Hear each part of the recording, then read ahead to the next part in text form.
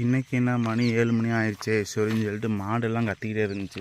சரி நம்ம மாடை எடுத்துகிட்டு போய் அங்கே கட்டிட்டு தோட்டத்தில் மேய கம்மாயில் போய் கட்டிட்டு வந்துடும்னு சொல்லிட்டு வந்தோம். வந்து மாடுங்க திரும்பி பார்த்தா சூரியன் அழகாக உதிக்க ஆரம்பிச்சிட்டேன்.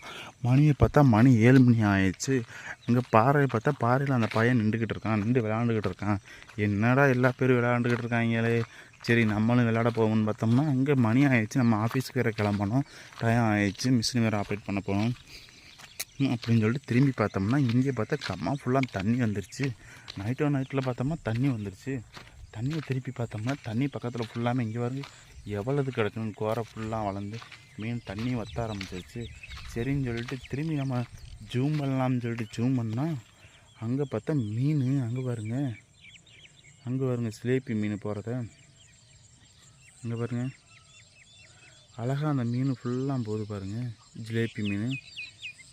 அந்த ஜிலேபி மீன்லாம் போகுது அழகழகாக மீன். இது தண்ணிக்குள்ளே கோரை ஃபுல்லாக மீனாக தெரியுது.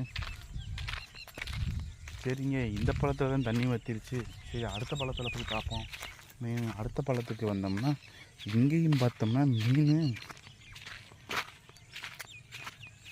இங்கேயும் பார்த்தோம்னா தண்ணி வற்ற ஆரம்பிச்சிருச்சு.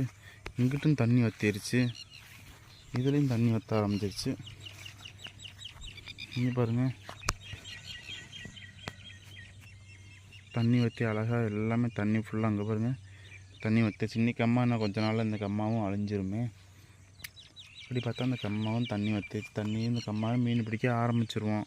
எல்லா பேரும் வாங்க மீனை பிடிச்சி சாப்பிட்டு கிளம்புவோம். நம்ம டைம் ஆயிடுச்சுன்னு தண்ணியெலாம் வற்றிருச்சு. இன்னும் 2-3 நாளையில் கம்மாவை அழிய விட்டுருவாங்க. அங்கே பாருங்கள் இவ்வளோ அழகாக இருக்குண்ணே. கம்மா கரை மலை சூப்பரக்கா. தண்ணி கரை மலை கம்மா கரை மலை இவ்வளோ அழகாக இருக்குது பாருங்கள். நம்ம ஊர் வில்லேஜ் இதுதான், சூப்பராக இருக்கிறோம். தரமான பிளேஸ் நம்ம ஊர், தரமாக இருக்கும்.